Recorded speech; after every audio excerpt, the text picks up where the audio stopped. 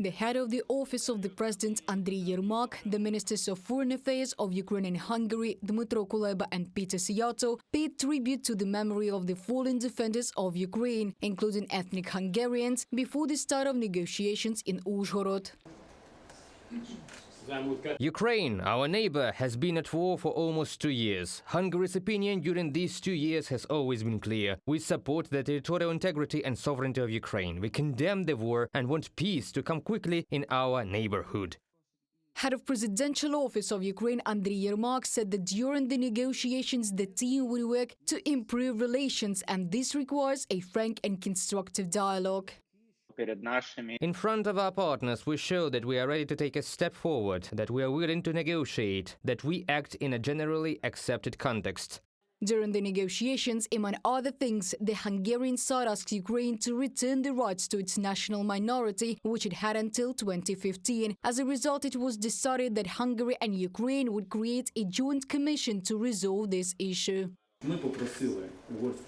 We asked the Hungarian side to provide us with a comprehensive list of questions regarding the protection of the rights of persons belonging to all national minorities. We received this list and agreed that under the auspices of the two ministries of foreign affairs, we would assemble a special commission. In 10 days, it must submit a specific understanding for consideration by the governments of both countries. How and what from that list requires a solution or has already been resolved, so that we can bring final clarity. One of the key topics of the negotiations was Ukraine's membership in the EU.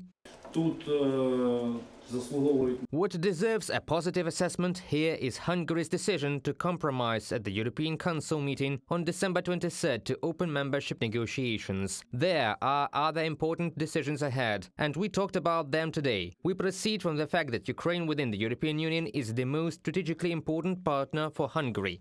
On January the 29th, Hungary announced its readiness for a compromise that would allow financing of the €50 billion aid package proposed by the European Union for Ukraine. Previously, Hungary blocked a revision of the EU budget, which included aid to Ukraine, which forced its leaders to convene an emergency summit on February the 1st.